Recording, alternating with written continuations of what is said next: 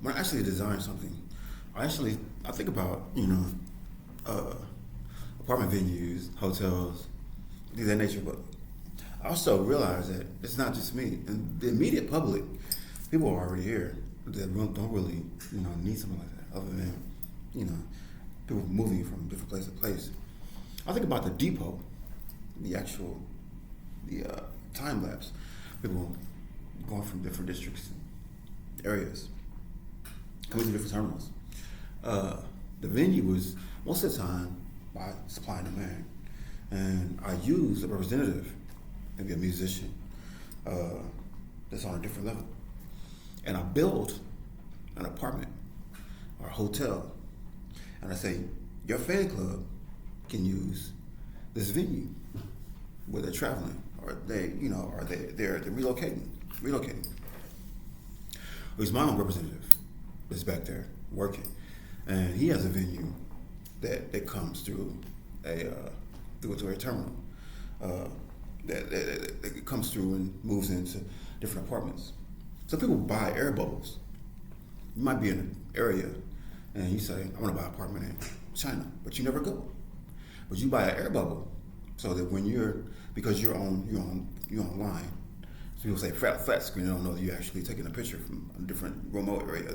They're trying to bank you off without using UPC codes and your IP addresses, intellectual property. They're trying to actually just get you off the screen, but you have to actually go through the area. But anyway, while you're on there, the insurance is to buy a bubble, to buy an apartment nobody's in, and this was really legal in metro area in your city, with the exception of companies.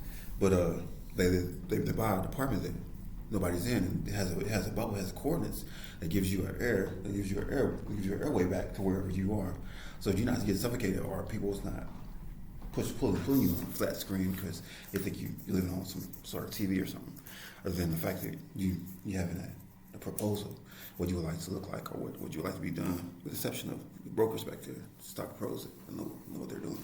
But that's the gist of this. I actually build apartments and I say, hey, this template or this tab has 16,000 people. 6,000 people are with this tab. Or I have so many months with this. And you find out you get a waiting list, a petition. You see how many people want to buy rooms. You have companies, have a company brand list. And the companies buy the Northern Hemisphere, the Southern Hemisphere, the Eastern Hemisphere, the Western Hemisphere, the middle level, the 14th floor, the 15th floor, the 16th floor. And these companies come in and they pay for all this stuff. If it's a hotel, they pay for it. You don't need no company. You don't need nobody to come and see. You're not waiting on somebody to come and buy a room. It's cool. You can buy a room from them. They actually own that particular area of the coordinates of the hotel. They're paying $1 million a year for the top 3 rooms, to call it Noble or Penn State offices, or the Penn State convention room, or room 14, 15, 16 it belongs to UNLV, for example, hypothetically speaking. So these people pull in, or Penske Automotive and Goodyear, and all these people pull in. They are sponsoring. They're paying $1 million a year for 3 or 4 rooms. Some buy a convention center. Some buy a convention, a conference room, and they pay maybe $2 million every year or every 2 years, or however it works. And no matter if you come or go, but what the venue is doing is sponsoring the people that's using them, plus the people that want to use it. And when they come and use it, they actually are already paid for, with the exception of people that's coming in to get one off the bat. They say, "I want to rent this room." They actually have a portfolio that says this room belongs to Pepsi. We like the Pepsi conference room, and you might be having a wedding reception. You say, "Let's give the Pepsi conference." Other than that, the Pepsi comes once every 2 months for a convention. Have a stack of people that's dealing with variety stores, whatever stores. So that's how I actually roll. I actually build apartments, and I find out who's online that needs a venue. They have waiting lists. I want to get an apartment in this area, this apartment in this area.